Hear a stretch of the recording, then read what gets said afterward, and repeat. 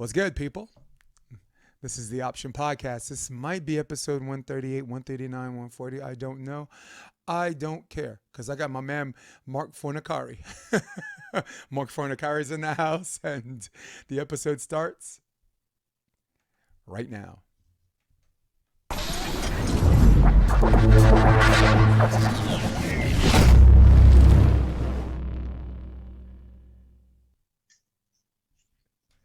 What up, people? Got to give the people what What's they up, want. man? Got to give the people what they want. Got to give the people what they want. Marc Fornaciari is in the house. So what's good, man? How's I'll ask like an old dude. How's the weather? Well, I last time I talked to you, I was in New Mexico, and I had to come back for work into the office like every other person, I guess. So back in North Carolina for the temporary, um, and hoping to get back out to New Mexico, but we'll see. So out here for back in the Carolinas for a little while. Cool, man. Fixing our clock. Today, for the people listening, for the people on the audio, we're just going to walk you through it. And the people on the video version, you can see it with your own two eyes. This section of the podcast, we're instead of doing a long form, because Marc and I, as you can imagine, we've already explored that. And I still got that bottle in the back over there. That's more of a memorabilia thing, and that's going to be there until the day we die. Okay, how about that? So, For sure. and we finished most of it. Oh yeah. Whoo! Like I I saw saw the. Theo. I saw Theo look at it and he started shaking his head. That was pretty funny. Theo goes, right? He kind of like I don't know. Okay, if that's your thing, and we're like, it kind of is, and Yeah. we're still good looking. It's look, that will turn some people into old people. You ain't an Oh, old for person. sure. I'm 51 years old. I don't look like it. I look like a creepy 35. I look like, There you go. yeah, hey, little girl. What's your name? They're like, help, mom, help. All right, so lightning round questions. We promised you volleyball and volleyball only questions.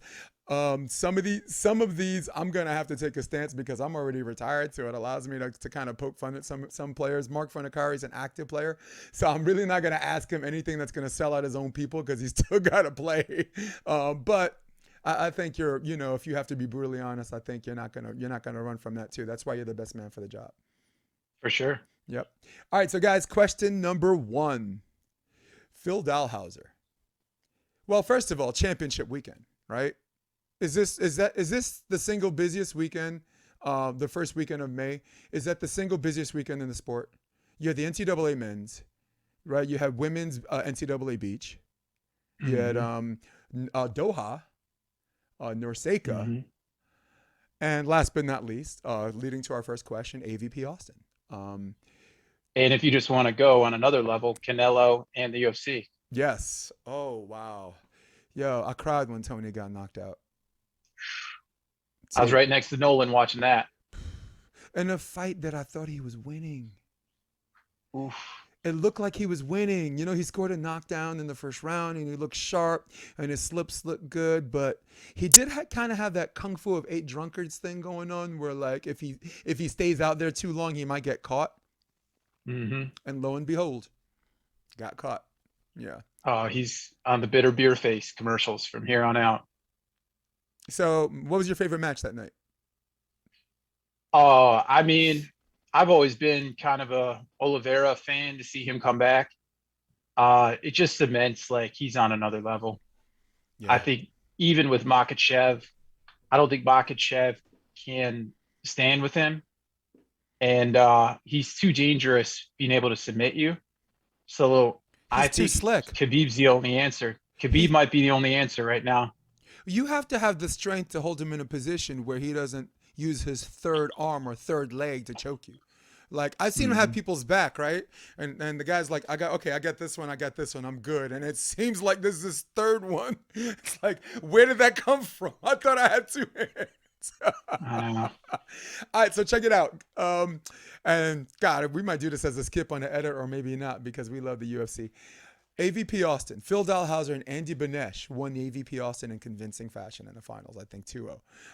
Though I think the semis or quarters was competitive with Tryon Trevor. Um, with the Twin Towers splitting block, Phil splitting block, Andy splitting block. That was fun to watch. So the question, because we're gonna explore it after our time is up, we'll just talk about our thoughts on the match or whatever. And the question was this a testament to Phil's greatness, or was this an indication of how much more work the men's scene on the American scene has to do to catch up? Would you like to go first? Sure. Do it. So I can't give a definitive answer on this one. So I'm going to say it's both. I'm going to say Phil's greatness in the sense that we got to see how consistent he is siding out because he actually got served through some of these matches, maybe not the finals, but through some of these matches he got served and we saw how, consistent he is siding out.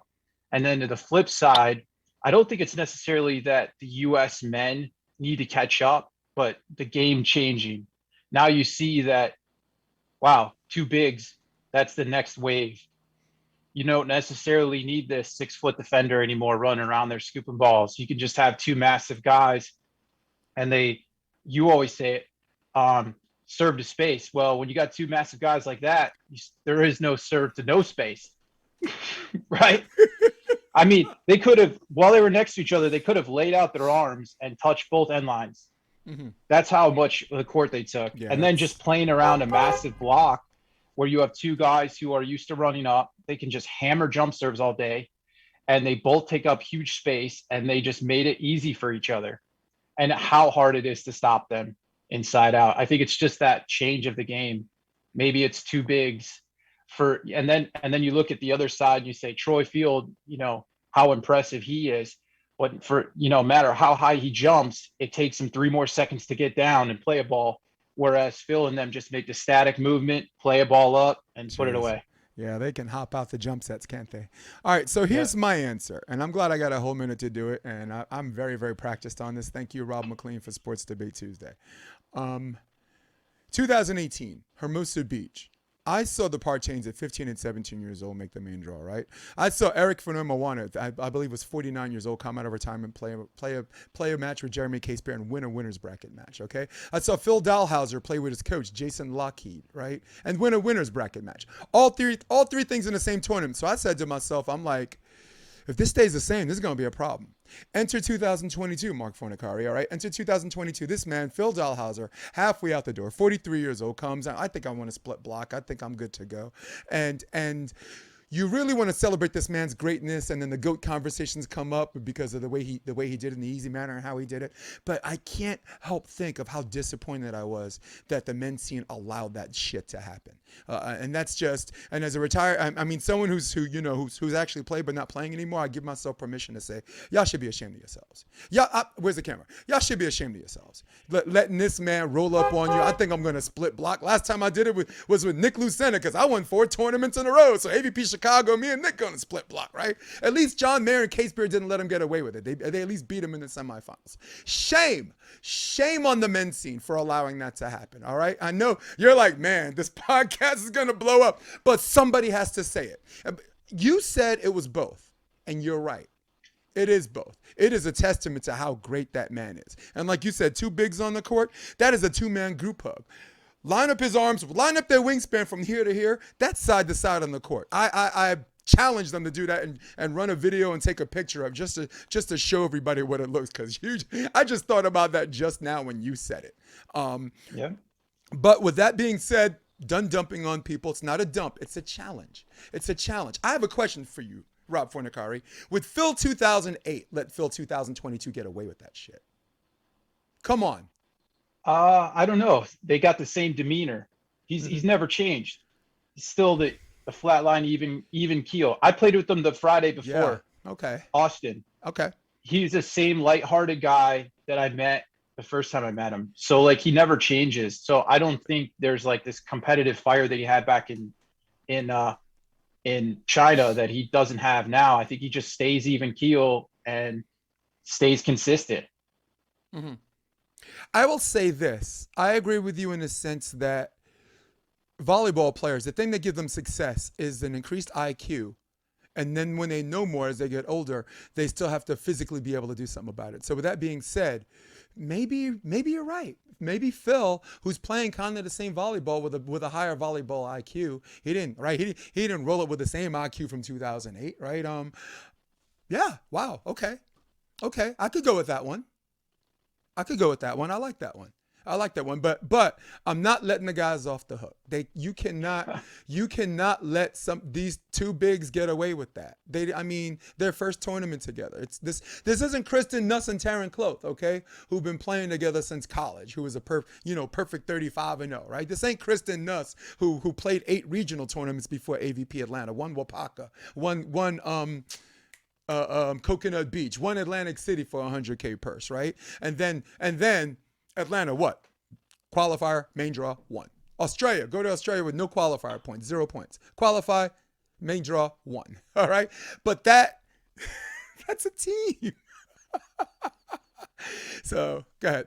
Now you also, to what Phil said at the post, after it was over, there's a real big difference in playing with no pressure. Right. I don't think he had pressure on him the entire time, whatever he did. And he was out there having fun. Yeah. You saw him, it was tournament house money. He growled at one point, and Andy's just back there having a lot of fun too. And there's no expectation. And I think there's something about that they played loose and free all weekend. I thought at the beginning when I saw this matchup, I was going, no one's going to stop them, because no one can stop them siding out. I mean, and they both serve super aggressive. And they're not having to run up. I go, man, these teams are going to be dangerous, because, I mean, how do you block them? And they're going to get 3 points to 4 points a set blocking you. So all they got to do is pick up 1 or 2 or 3 defensive balls, and they're blowing you out 21-14. Yeah. Listen, the people who beat Phil and Nick are Phil and Todd, that and whom they employed a strategy to serve Phil, which doesn't seem like the smartest thing in the world, had the clientele to do it. Right, Bruno and Alison did it. They won the first game 22-20, then they won the second game 21-11. So they had, so yeah, you got to pick someone to serve. But like you said, and Nolan Albrecht actually texted a really good question about upcoming blockers. So it's really about strategy, but also it's about clientele. Like you said, there wasn't a whole lot of people on the American scene that were going to stop those guys. Mm-mm. I love Buddinger's discipline. He's one of the best. I said Theo Brunner was one of the best blockers no one talks about. What about Chase, man? Who's just up there taking the elevator up, highly intellectual, and like you said, not too hot, not too cold. Yeah, man, I really like that. And he's Mr. Finals. He's like the Pat Riley of the AVP, right? Made a finals with Troy, made a finals with all 3 finals with Rhett Patterson, and then with Rosie. So, well, Rosie's also a finals guy, but. Yeah. All right. So cool. Next question, right?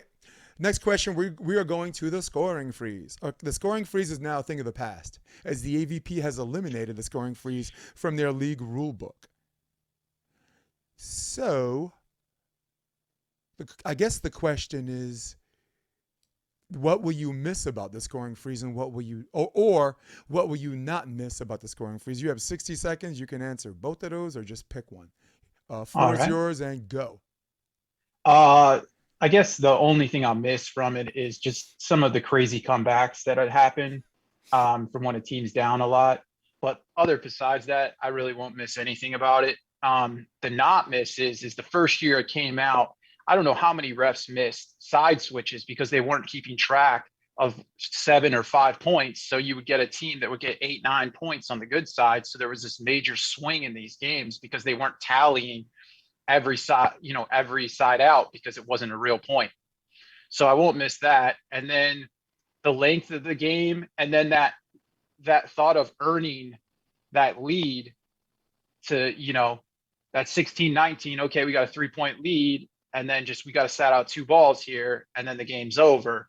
I like getting the lead and then being able to be rewarded for it, and not somebody come back on bad side, good side potentially. So those are my 2. Okay, makes sense. And we wait for the horn to honk. There it is. Time's up. That didn't come from your place. That came from the clock. All right, so here's my take. Here's what I'm gonna miss. I'm gonna miss some of these comebacks, right? Sometimes the score is 20-18 or 20-17, and then someone climbs back, and it's really really exciting for the fans. However, exhausting for the elite athletes who might have been looking too ahead to the next match and still got to remember they got to finish the other one. I do like that the freeze is gone because the AVP was the only league in volleyball that was doing the freeze, right? I mean, there's something about our sport being universally respected, and then you have certain leagues with certain rules or whatever, and this and that, and I guess talking to you, I mean, I'm preaching to the converted, right? Or not to the converted, but I'm preaching to someone that gets that because the Pottstown Rumble, right, was which you made the finals last year, was what side out to 15. Yep. So I will miss some of these things for fan purposes, but some of them, it's 2011 and you're trading side outs and even as a fan, sometimes you're like, man, I just wish this game would end, Though I do give it up to my boy Rob McLean, him and Rob DiAurora. They were down 2011 against Jacobs and Boag. And they came back and made it 2018. So from a personal note, there's a little bias because I'm biased with Rob's, and it was fun to see like them look like they were just gonna mail it in, and then something happened and they popped, and I'm like, and you would have never seen that mental test of mental fortitude and then changing your mind. You would have never seen that if there was sorry I lost you, but you would have never seen that, Mark. You would have never seen that if there was no freeze. So, sure. Cool, man.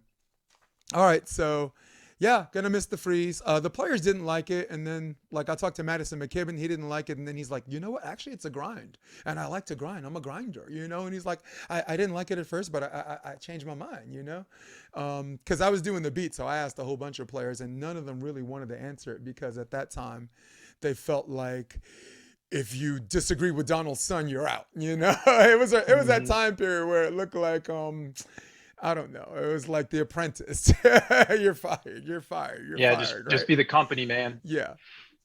Nick is the only one that's like he says, I know it's gonna rub some people the wrong way, but no, I don't like it. But you're not gonna fire Nick. You're not gonna suspend Nick. But big up to Donald's son. Got to give him credit.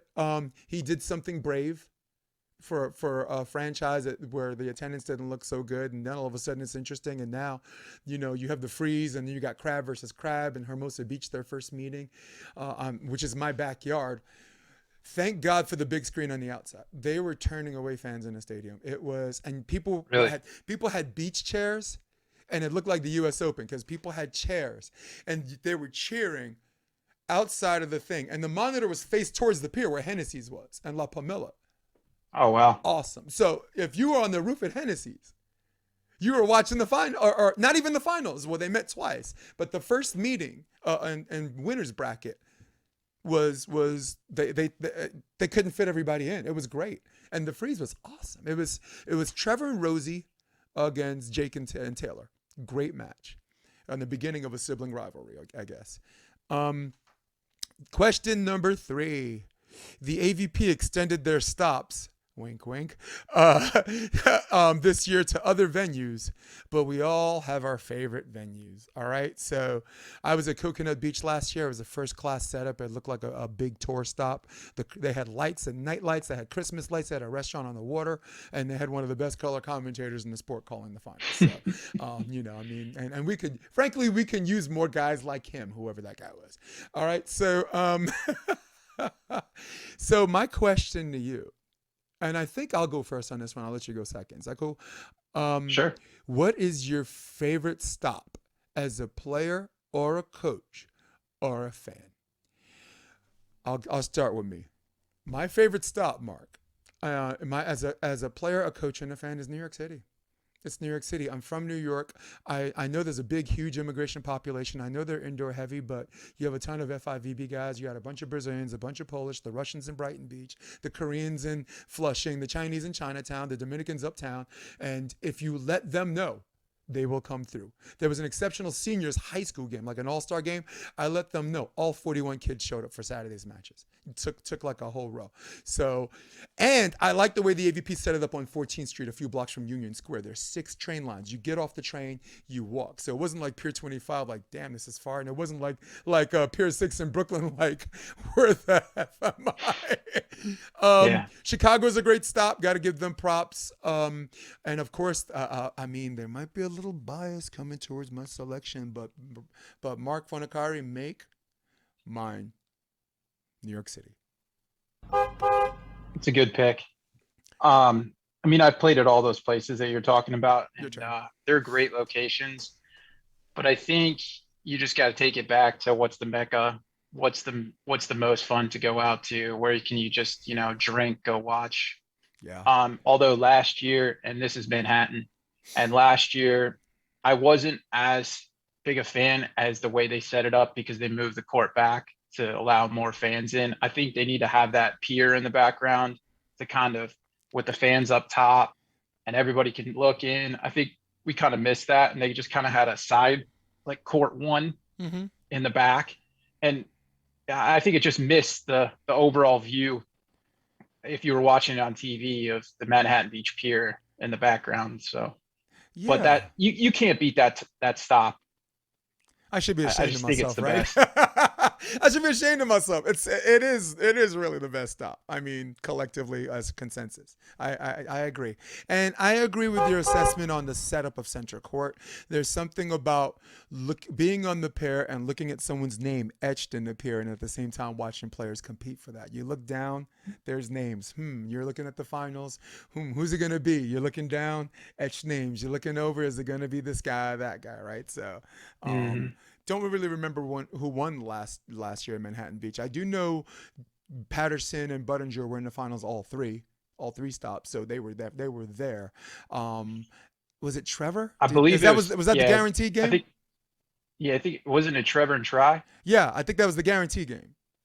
Yeah, Trevor. He did it once during the pandemic. I guarantee we're gonna win. He put it. I was at what's the place right there? When they were taking the Shellbacks. They're drinking Shellbacks. They were drinking the orange crushes, the shots afterwards. Trevor couldn't even make his way out of that place. He was so inebriated. Yeah, that was fun. Like I said, it was fun watching them do up whiskey on their podcast. It was it didn't get a lot of views, but I watched it and I had no idea what the hell they were saying. But for some reason, when someone says something funny and everyone starts laughing, you start laughing with them. It's involuntary. Oh, yeah. You just look at a whole bunch of people having a good time. For the people listening, I mean, look, I'm loyal to my people, so I'm going to plug everybody, even though a lot of people don't plug me. Got to watch that podcast. It was Trevor and Try. It was Taylor and Taylor, right? It was Travis Meerwitter. It was it the coach there? Rich Lamborn, Muscle Man, was he there too? I wonder. Doesn't matter. I think there was like a total of 8 people. There was whiskey and Nick Lucena, right? So they had try tell me what kind of whiskey it was before, but I can't remember. But it doesn't matter. They were just having a great time. It was great volleyball, and there was a fellowship thing going on that seemed very, very inclusive, and it attracted me because me, I'm all about inclusive. I'm all about one family, one heart, sure. And mean it. I say that when I say that, I freaking mean it. I'm all about that life, and so are you. East meets West. Oh yeah. So Mark, let's go to question 4. This is from. Is this from Wendy Jones? No, I think this might be one of Nolan Albert's questions. There are tournaments that are a good time, and there are tournaments that are grueling on you physically and mentally. And there are tournaments when it's over, your body makes you wish you never did it. you had a good time that day, but then the next day your body's like, this is bullshit. And everybody at every level can identify. This is a highly identifiable question, not just for the open players. The Pottstown Rumble fits the answer to the question of the most grueling tournament in outdoor volleyball. My question to you, the floor is yours first. Is there another tournament that is more physically and mentally taxing to the body and mind for outdoor volleyball, beach or grass, than the Pottstown Rumble?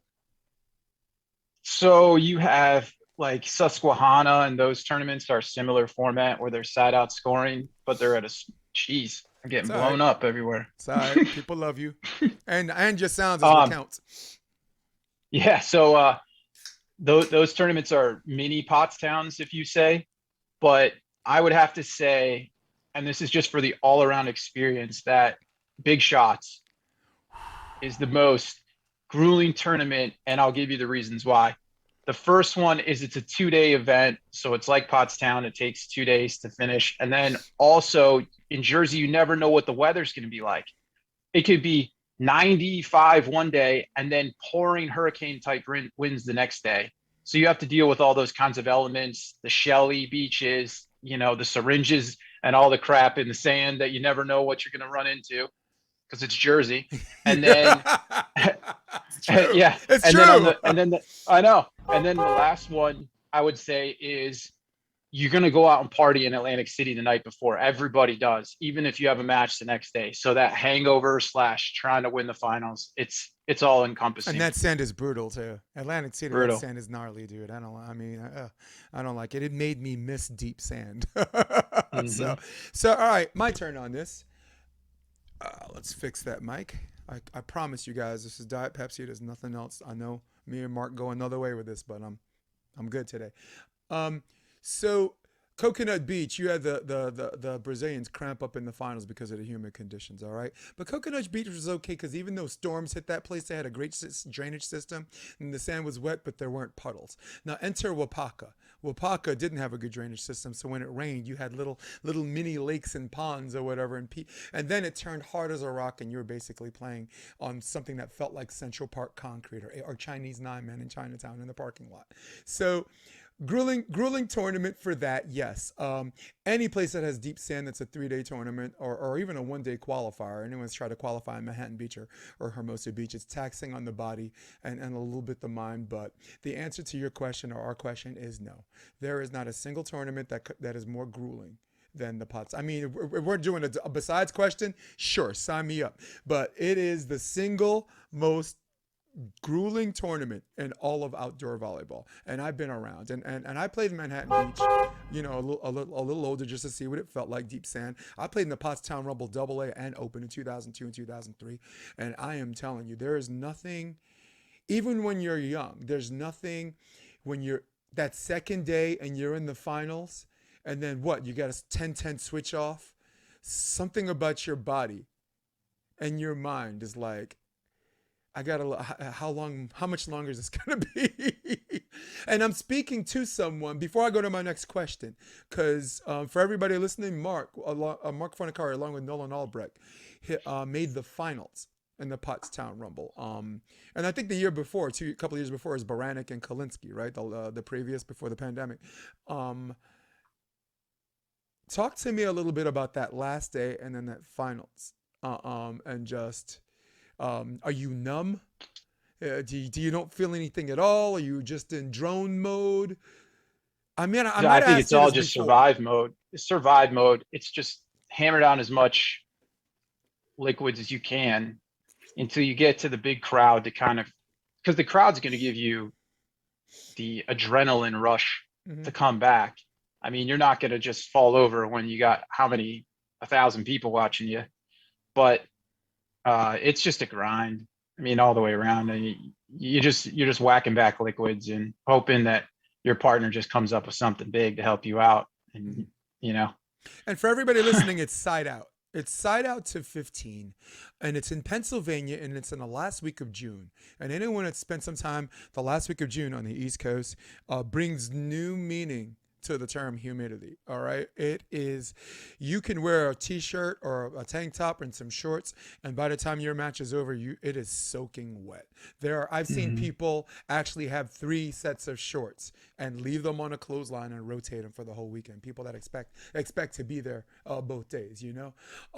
Having played in it, that first day I played. When you play double A, it's night lights. You finish 2 in the morning because it's a 1 day tournament. It's not 2 days. So I played double A that first time, and I'm like, I'm supposed to play open next year, fifth for both, whatever. That's the best I can do, but I mean, that's respectable. But I only brought it up because I think, and I'm praising you a little bit, you're a real G.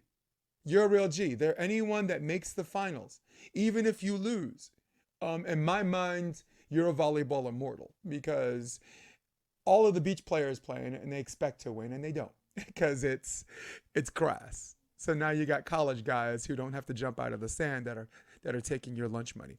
Constant siding out on a net that's supposedly 7-4 1/8, but we all know the truth. I mean, grass. Show me a grass tournament where the net is actually 8 feet. It's just, it might as well just be Chinese 9-man. I mean, just stop. Exactly.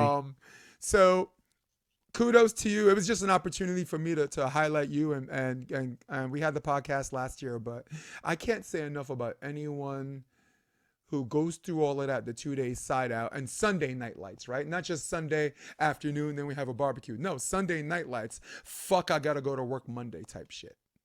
Oh yeah. Yeah. I've driven all the way home after that, after the finals, and I've even stayed around to ref the finals. I ref that year that Buranic and Oh, you did? Buranic played Lucas? Dentler and Donahue. Oh, Dentler And Donahue, ref, yeah.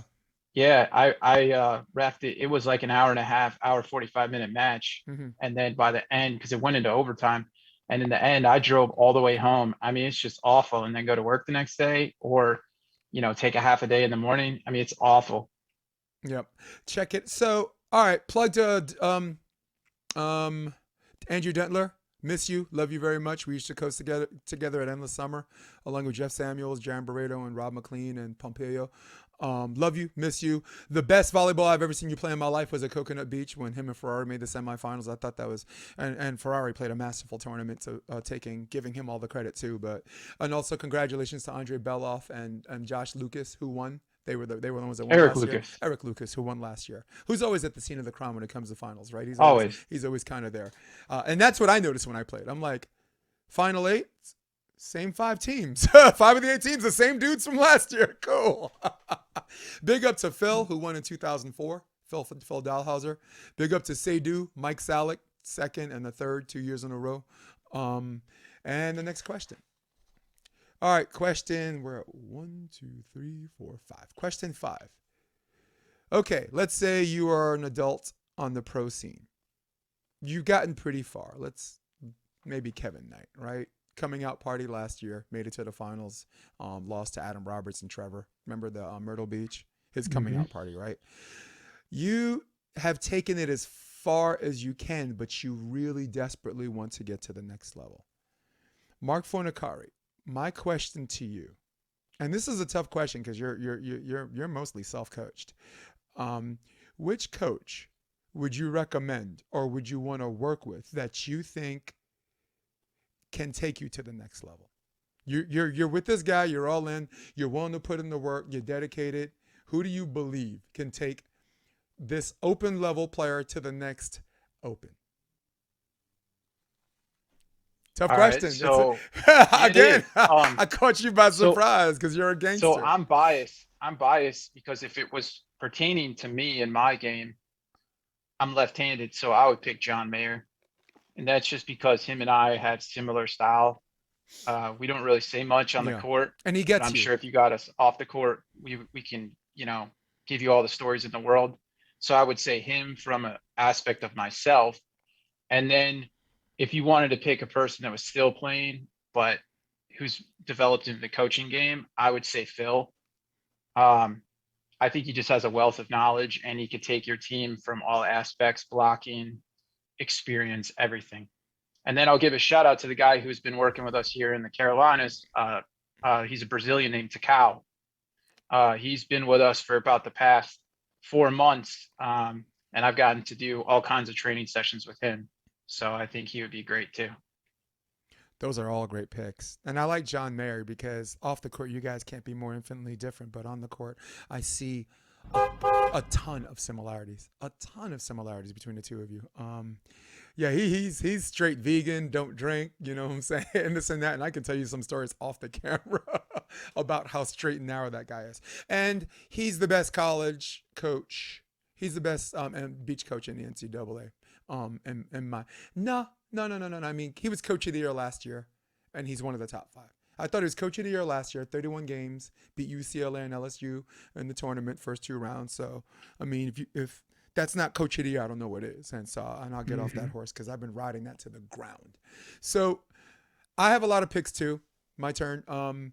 I like Leandro right now, who's taking over for Tryon Trevor for Jose Loyola, who I think is a winner, but not really a real coach per se. No disrespect. I respect him. I'm just saying, this is attacking volleyball with volleyball. So anyone have a problem with me, grow a set. I like Pompilio because he's a reps guy and he allows you to take things he thinks that works and get stronger. Pompilio, Leandro, Arturo, that combination of the three. I love John Mayer. John Mayer's done some really good work with Betsy and Emily Day, and he's worked with Stafford and Billy Allen, and Stafford reinvented his game a little bit because John and Billy are buddies, so that comes with the territory. But if I had to pick one coach, it would be Jeff Alzina. Jeff Alzina is the secret ingredient guy. He's the one that helped build Greece's beach program that was supposed to take 4 years. He did it in a year. He was also Stein Metzger's coach in the Olympics. He was the secret of UCLA's success when they were repeat champions. He was Stein Metzger's assistant coach. He found a home in Santa Clara. And for him, there are things that go beyond just coaching, recruiting the best players and coaching them. So he's the head coach at Santa Clara right now, doing really good things. But I've seen him coach privately, and I've seen him have this combination of positive reinforcement and tough love. And it is perfectly blended. He comes from a coaching family. I think his dad's a basketball coach. And Jeff Alzina, I know you don't listen to nobody, but someone tell him I was talking about him. Tell him I love that dude. He came on the podcast too, looking like Mandy Patinkin from Homeland. He had like the beard. You ever see Homeland? I haven't. Homeland is like the CIA guy, and he's old and he has this huge beard, and he looked like he was. I mean, I've seen him clean shaven. So watching him on camera, I was like, damn, you here to part the Red Sea? Or are we going to have a podcast, dude? So make mine on the American scene, Jeff Alzina. I like Flugenwagner. I talked to him a little bit, but I think he's getting a little bit older and very much like Al Skates. It's more the name surrounded by good coaches, that enable him to finish his volleyball career that way. Damn, I'm too real. Damn, this podcast going to get... someone's going to be sensitive about. I swear to God, someone's going to be sensitive about that.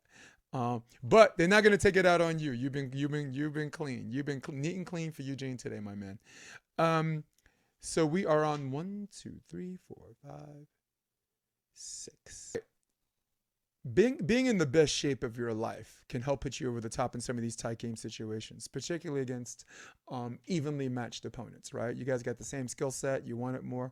Sometimes it comes down to who's in better shape, and sometimes it comes down to that intangible, right? Who wants it more at that time. And of course, occasionally you'll have a game that's 19-19, and then someone like you or whoever will do something that you've never even practiced that got you a point, like a head kick.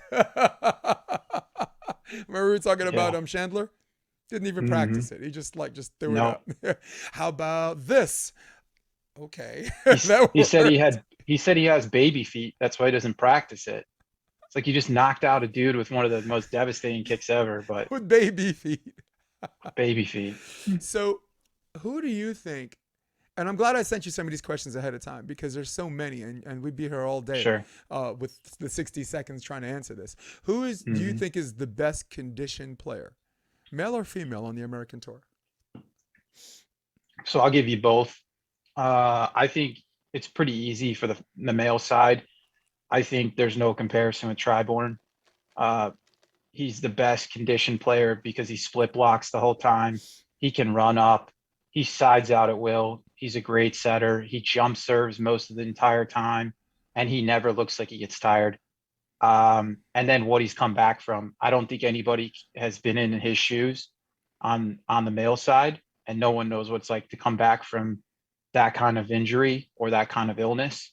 So I think he's hands down the best conditioned athlete. And then on the women's side, I don't think there's really any question either. I've never seen Kristen Nuss get tired one bit. The girls out there scooping every single ball. It's like, this girl ever get tired of just playing defense? She's in the right spot every time, and she never gets tired, never complains, sides out to the point where her partner, who's a foot taller than her, is getting served. Yeah, right? Think about that. Let that swirl in your happy little heads. If this isn't a short girl's game, if she's undersized, if she should get another partner, why is she the one getting served? Hmm. And I ain't gonna say nothing that's gonna pit them two against each other, and I can't anyway because they are joined at the hip and they have done things the last 2 years that sent a message to everybody. We're not breaking up. We're a team and we're more than that. So stop. Hmm. We need FIVB points. We need to play with a player to get points. No. How about we go to Australia with no points, take the last spot on the qualifier, make the main draw, and win. Hmm. That's the message they sent, right? Sure. LSU 35-0, just an awesome, and if you've ever talked to them, good human beings, Hmm. good human beings. All right, my turn. The best male conditioned athlete. And it never really got my attention until I started talking to some people off and on the record about it. Jeremy Casebeer. Jeremy Casebeer looks like one of these guys. If he's in ancient Rome, like if he wasn't playing volleyball, he'd be nailing people to a cross and then Hmm. running 100 miles. He's got like this 8-pack. He looks like one of those lizards that's jacked to the gills all the way to the tailbone. One of the leaders by far in service aces, and of course, with the service aces comes the error. But that ride or die attitude, we are 100% from bell to bell. I go Jeremy Casebeer on the men's side. The women's side, I really like your pick with Kristen Nuss because you really don't see her take a deep breath. But nor have I seen April Ross do one too. And there's something to be said about someone that's been doing it for that long, who doesn't. When she switches sides, you don't see her hunch. You don't see her do whatever. Everything she does with a purpose. Um, Hmm. I like Betsy Flynn in that equation, but it's only because she doesn't make a lot of big moves. Betsy, you don't really see her. I don't know. It's like a fortune cookie. She saves her strengths for the battle she can win. So she's tough to diagnose, but I wanted to plug her in because I've never seen her get tired too. But the reasoning might be energy efficiency, but they're also the And reasoning. Betsy's a mother too, something Yes. Kristen and April haven't gone through. So Yep. that's hats off to her as Yeah. well for that. Dude, she is a killer. We have two real killers in women's volleyball. And when I say killer, I don't mean girls that play well or girls that play with killer like a killer instinct. Like Sarah has a little. Everyone has a little bit of that. No, that Misty May type thing. Like if you serve me, I'm gonna f you up, and you're Hmm. gonna feel sorry the entire match. That's because you served me. I will make you feel sorry, and I only get that vibe from Betsy Flint and Kristen Nuss. I don't even get it from April. April is just she just does her thing, and sometimes when you're really good, she's like the female Phil. She goes out there and she does her thing, and she does it well. So, for mine, I go April for best conditioned, and I go Jeremy Casebeer for best man. But I absolutely love what you said about Tri Bourne. For him to battle all of these things and still go bell to bell. You know what I'm saying? The Olympics, a 91 side out percentage. And just a great partner to have, right? Can jump set, great. I mean, one of the first guys I've seen jump setting out there, but on the American scene at least. The Europeans are filled with them. Um, and yeah, that's it. All right, next question. There's some great teams out there, and they're old and they're new, and they're new partnerships and they're new teams and their partner changes. So, but this question is for the player or team who has enjoyed a heightened level of success, but at the same time still flying under the radar. So this is an acute question that might ask people, "What do you mean?" But I'll do the best I can to ask it. Who is the player or team that demands that you put some respect on their name? Who is the team out there who's been doing some really good stuff, not just first, second, and third place finishes, that have been out there and doing really, really good stuff for the sport that we don't talk about a lot? I'll go first on this one. Okay. Um, We might have the same answer here. it might be Nuss and Clove, right? I mean, for me, for a long time, it was. I mean, you're 35-0 in college. All right, perfect 35-0 in college. You graduate. You win fucking 8 straight tournaments before the tour, and then the first tour stop from the qualifier, you win. And then the story in Australia, you win. And then the story in Austin, beating a very, very legit. If you're not April and Alex, You're 1A, and because they're 1A, nobody's talking about them enough, and and I think that's, for a long time, that's criminal. I mean, that might change from Austin. We might have a different vibe. Plus, the games are on YouTube, so you literally got to see the comment section just light up about these girls, about how great they were. And I got 15 seconds left, so I guess I'm not going to change my mind. This is the team where I'm like, before this season's over, we need to talk about them, and they're loved in New Orleans. They need to be loved out here in these 5 zip codes. They need to be loved out here. The lieutenant governor called them and said the state of Louisiana is sponsoring you. Oh, wow. That is, so there's a little bit of put some respect on their name, but it's like, Jason, they kind of are putting respect on their name. So stop talking through your ass. So I spent 1 minute contradicting myself, but because I live here, I'm sorry. Why are we still talking about Sarah and Kelly? Kelly Kolinsky, who I love and respect. Sarah, who's whatever. Why are we still talking about where's April? When's April coming back? Why are we still talking about Alex? Oh, how's her shoulder? When you got this team right here, right now, doing great stuff for the sport, inspiring people. That's why I brought them up. Floor is yours, brother. So I'm gonna go with not a team. I'm gonna go with an individual Let's do it. who I think hasn't got the respect he deserves. And if I were to think about it, the easy choice would have been Andy, but Andy's already on the map. He already had some good finishes last year with Billy Allen. Yep. So I'm not going to go that route. I'm going to say the person that needs more respect and that we don't give enough credit to is Logan Webber. If you just look at last weekend, he got 5th place with John Hyden. Never played a tournament with John Hyden before. He's in there on Sunday. I mean, he just kind of was under the radar, wow. Took care of business, and was almost in the semifinals. Whoa. With a guy he's never played with. The guy wins every AVP Next Gold event, I believe, that he's played in the last 2 years. It doesn't matter whether it's with Evan, Sean Cook, or the host of different people that this guy plays with. And from where I've seen this guy, when he first started and when I first played him to where he is now, it's incredible. I mean, I believe he's so underrated and not on the map yet, but he is on the map. When I was doing the beat, for Volleyball 101. This is 2018. This is Huntington Beach. It's an FIVB AVP co-promotion. And Weber was trying to get in the qualifier, and I was just interviewing. I was assigned to interview top players. But I saw this guy. He's tall. He's chilling, minding his own business. I decided to talk to him, and I asked him how he felt about the tournament. He says, I'll tell you this. I'll be in the draw next year. You know what I'm saying? This is what I'll be back here next year, and I'll make the draw. And he was. He made the main draw. I don't remember with who. I don't remember. It was Baranek or something like that. But, yeah, put some respect on that boy's name. You know what? He's so looked over.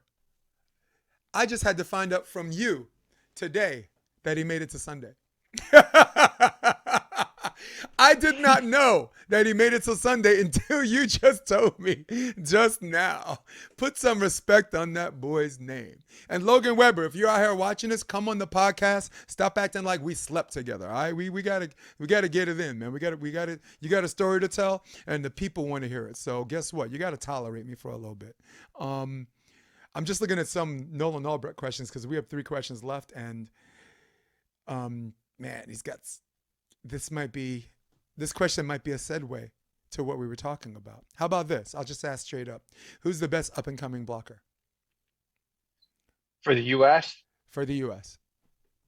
I mean, it'd be easier to say Andy. Right. But Logan. Yeah. Actually, we can bang this out in 1 minute, both of us together. It's a 2-horse race. At the end of the season, I'm very, very interested to see how Logan Webber finishes, if he's a better version of himself every tournament as we go, because it seems like Andy's headed that direction. It seems like Andy looks a little bit better. Not like a lot better, but it's like he's riding the escalator instead of taking the elevator. And that's the way to go, man. That's the way to go. And I got to go with Andy, but it was an excuse for me to mention Logan Webber too, because you just mentioned him. Put some respect on that guy's name, and Look, help Evan Corey win Coconut Beach. Look, Evan Corey was like a hitman for hire, and it seems like he was in the finals every weekend. How do we know? Because Facebook Live tells us so. That man is a promotion machine. I even bought one of his Blue Nose athletic hats. Gave it to my little 5-year-old. wow. So yeah, man, he's got his own clothing line. He's a go getter, but he's been in every finals. But I don't see him beating Rafu and Peter without Logan. Hmm. No, that's not gonna happen. So. Now we're going to get into discussion about back row defenders, top defenders. All right. So I'm changing the question on this. I sent you a question, so I want to drop a little bit of a caveat that makes us have a little fun, put a little color on this, so it's not one dimensional. We talked about good blockers, upcoming blockers, and this now we're going to talk about back row defenders. All right. And we're not just talking about veterans. We're not just talking about uppercomings. We're talking about back row defenders on the American scene in their totality. On the international scene, let's have fun when the clock is up, because I have my own personal bias, my own top 5. But for now, give me who are your top 3 back row defenders. One of them might even be Phil. I mean, after this tournament, Yeah. it might be Phil. Give me 3, and I'm dropping you this on last minute, so it's weird because if I drop 3. Because I only asked you for 1, but if I'm asking you for 3, when it's over, you're definitely gonna leave someone out that you forgot about. So, but let's 100%. take a chance. Let's do it. Go. You talking about the U.S. level? U.S. level. We're gonna do international after. Um, International's easy for me. International's easy. Yeah. I'm gonna go with 3. I'll put Baranek. Yeah. 2. I'll put Kane, Yeah. and 1. I'll put Taylor. That's pretty cool. I like that. I like Taylor Crabb, because Taylor Crabb is a 5th. As far as like best defenders in the world, I got him tied for 5th with some people in the world. So on the American scene, by that rationale, he's got to be first, right? I really, really like Eric Baranek's dig and transition game, though I do think he needs to do a better job siding out, and I can say the same thing about Kame Shaw. So with that being said, I do like, if Nick is still on the scene, I gotta put him ahead, and then for 3rd place, just like you, it's gotta be Eric and or Kame. On a personal level, Eric is my favorite, but on a professional level, I gotta go with Kame. Yeah, I think he sides out a little bit better than Eric, even though Eric's transition game is freaking gnarly. So, Eric, if you're out there, no disrespect, I love you, but if you're in that conversation, that means you're doing something right. And think about where he's come. This hitman for hire, all the way to the Manhattan Beach semifinals, and now playing with a stud like Avery Draw. So, cool. So that was 8. We got 2 more questions. Oh, Do you want to go international? yes. Let's go 1 minute on international. Top 3 international. Oh, you want me to go top 3? Oof. I'll go first. Now I gotta I'll go think. first. You Christian go first. Sorum. I have 1. Well, my 1 and 1A I can interchange. Ahmed, and Christian Sorum are my 1 and 2. I mean, I gave Christian the rub because when push came to shove, when it count, he won the gold. Period. 2. 1 and 2. My 3rd one is Lupo, Daniel Lupo. And those are my top 3. And on the tail end, I got Guto and I got Taylor Crabb and Alvaro, somewhere there, you know. And the y'all must have forgot is Bruno Oscar Schmidt. Go ahead. So I'll go Ahmed 3. I'll go. God, this is a tough one on 2. I'll go Sorum just because of the defender of the year. And then I think it's not even a no-brainer who the best defender is. And you didn't mention him. I think it's Bartosz Losiak. From Poland. Yeah. Yeah. Yep. Let me tell you something. He when I interviewed Taylor a few years ago, he mentioned him. I was like, which player do you want to just chat with or whatever and just get to know him or whatever? He says that guy. It was he said Cantor or Lochak. He couldn't remember the names or which one was who at that time, but even Crabb mentioned him. This was after he won AVP Manhattan in New York. I think that was 2017. I think he may be, besides Mole, he might be the 2nd best player right now in the world. Yeah. You know what? This year they've been showing that, haven't they? Look, I'm a Bill Parcells guy. You've been to Jersey. You are what your record says you are. That's how I roll. Tough shit, right? And guess what? His record is showing that he's in the finals. He's winning in the finals, losing. And if you're in that conversation, guess what? You're in this conversation. Mhm. That is a strong argument. That is a strong argument for both of us, you know? How about best female defender in the world? Let's do three, our top three. Uh, I did not. I didn't Ooh, you email you might this have to go question first. either. I go April Ross because April Ross is the best player in the world, female player in the world, and by that rationale, she's the best defender. Because I think, look, the only thing stopping her from 3 gold medals is Kerry Walsh. Playing against her and playing with her. All right. so April Ross. I got Rebecca. As long as that girl has breakfast in the morning and she's happy and she's stuffed, she's moving. And boy, there was a Czech player that was just really, really good. I can't remember her name, but man, she was amazing. God, what was her name? And the third one, I got to give it to the Aussie. Got to give it to Clancy. You mean Sorry, the other girl. Yeah, the other girl? Yeah. yeah. Clancy's the blocker. Sorry. Those are my top three. Arturo, is that her name? Yeah. Arturo. Yes. Yeah. Yes. Great defender, She's got dude. like three names. I It's know. like Marie. It's like And a I big can't bun keep on the up. top of her Yeah. head. Who you got? I got. Well, I'll go April 3. Okay. I'll go a tie between Duda and Yes. Paredes, Ooh. Alyssa, Okay. and then my number one. I just had it. Who's my number one? Oh, what's her name? Schoon, the one from the Netherlands. Yes. Dude. She looks happy all the time too. I'm gonna stop the clock right there. That girl looks happy all the time, man. That's a great pick, dude. That is a great pick. Yeah. Let's wrap up there on that one. Sorry, I'm gonna fix my clock. There we go. Last question. This one came straight from my phone. Nolan Albrecht. Okay.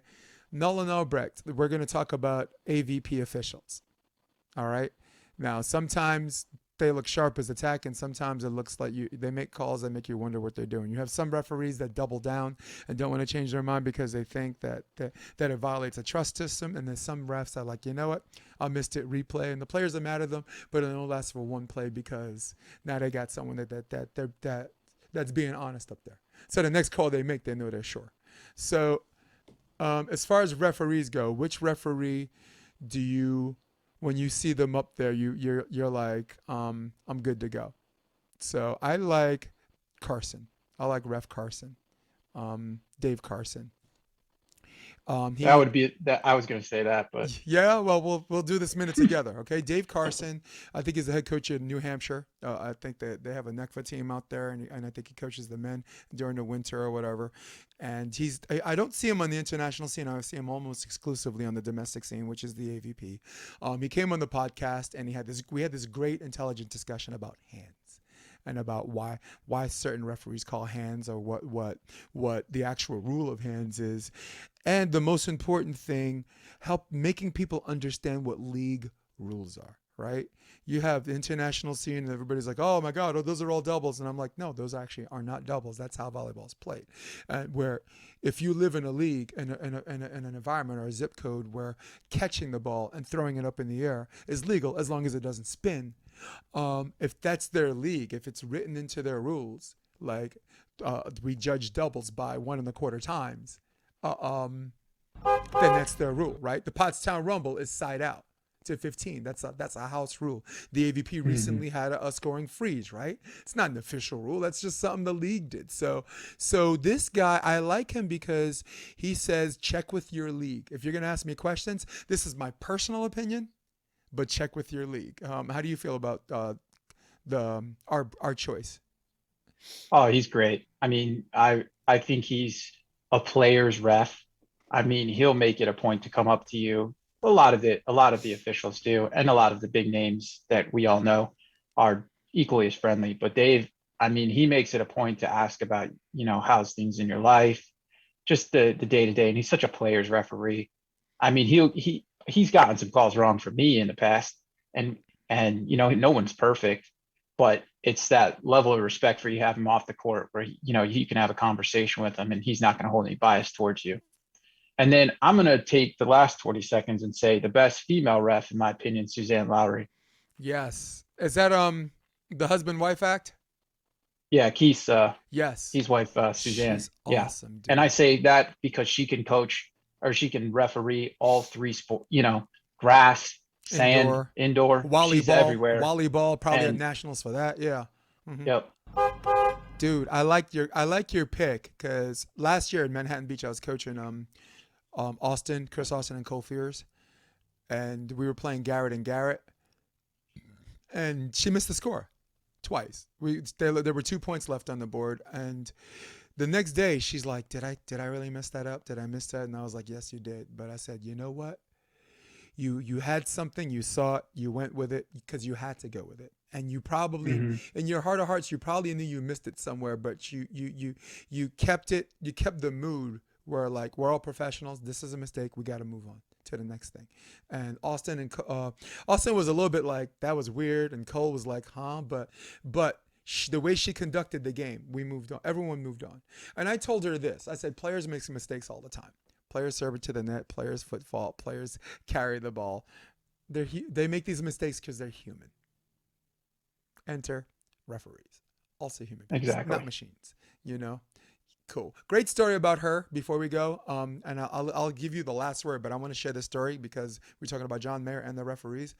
There was Huntington Beach, and there was a guy who was absolutely laying into her. This chick sucks. She shouldn't referee. Oh my God, where did they get this chick from? So the whole time this dude is drunk. And Huntington, they could be a little cantankerous there, right? As far as Oh yeah, the yeah. West Coast goes, that's probably the worst, right? Um, and the husband's there, and the husband really wants to say something, but if he says something, now he's in that predicament too, and it's messy, and you just want to get paid to ref, and you just want to do your job, and you don't want to be that person out there that no one wants to hire you because even if you are right, the stigma is attached. So he can't do anything. He's not saying shit. So John comes with the biggest bailout in the history of volleyball rescues and white knightism. He goes across the net on a switch, and John says, and you're not going to believe me because this isn't the way he talks. Hmm. He says, "I don't care who you are. If you talk to her like that again, I'm going to beat the shit out of you." Oh wow. John Mayer said that. And the only reason why I knew is because the husband told me that story, which Hmm. I hope it's okay that he shares that with me, but whatever. And it's not, and honestly, it's not a testament to John's flawed character. It's just who he is, and that's the upset version of him. You've never seen John upset. John runs Mm-mm. a clean program because he doesn't get upset. John runs a drama-free program for women's volleyball, a drama-free program, because the whole thought of making that man upset will break your fucking heart. And that was a story I wanted to share. Is there anything you wanted to share before we get out of here? I was trying to have this be a lightning round thing, but damn, I talk a Oh, lot. it's all good. I guess I'll follow up with your last question. You asked who is the top women's volleyball player in the U.S. Yeah. right now, and I think I was going to throw a monkey in the wrench here and say Kelly Kalinsky. Something about being married to a player that and they keep each other in great condition. And during the pandemic, he's hitting at her from the top of a garage, hitting down balls. He's on the top of the garage and she's taking from way down there. Dude, that's a power couple. And honestly, Hmm. some marriages make you soft. Not no. Did you see her win that tournament? Did you see them go straight Jakari's mode on that volleyball world tournament? No, Hmm. that no one's talking about. Put some respect on my name. Yeah, I like that. Yep. Kelly Kalinsky, dude. Kelly She was the Kalinsky. third place team last Olympics to get in, and she's stayed at the same level through the last 6 years. She's always in the conversation. Like you Yep. got Nuss, who's on the way up Yes. and doing big things, but she's not had the level of. I mean, if you take April Ross out of the picture, Right. um, Kelly's been the most consistent. Yes. She won with Betsy Flint twice or three times. She's won with Stockman, Seattle, right? again, straight Jakari's mode with Sarah Hughes, which a nice resuscitation to Sarah trying to get back to her winning ways and stuff like that, right? Because Sarah, to Sarah, like there's this immense amount of pressure. Like if she's not finishing first or second, it's like a fail, and I guess that's the USC way, right? Like if you look at what Anna Collier is doing and what Dane's doing, there is something to be said about if we don't win the championship, it's a fail season. That's pressure too. That's sucky pressure because you win, you're supposed to. And when you lose, it's like, man, big up to her to find a way to just ignore the noise, which is me right now, I guess, right? I'm the one making the noise, but no, I'm highlighting it. Sorry, and still be able to perform, but I don't think she wins that without Kelly, and I do see Kelly winning that with Betsy or Sarah or dare I say April Ross. You're right. Or Chris and us. Oh, that's a wrap. That's Kelly and Kristen. That's a wrap. Even though the best team chemistry wise, that's the band. But I'm interested. And I hope for everybody listening, I hope this episode was interesting. I wanted to do a lightning round format, get back to the sport I love. The podcast, the option, we're all over the place outside of the sport, but no better candidate than to talk shop with volleyball than my man, Marc Fornaciari, man. People want to know more about you. What's your IG? Just so people could catch up. I'm so old, I probably forgot it. Yeah. I never use it. It's MDFORNAC 18. There it is.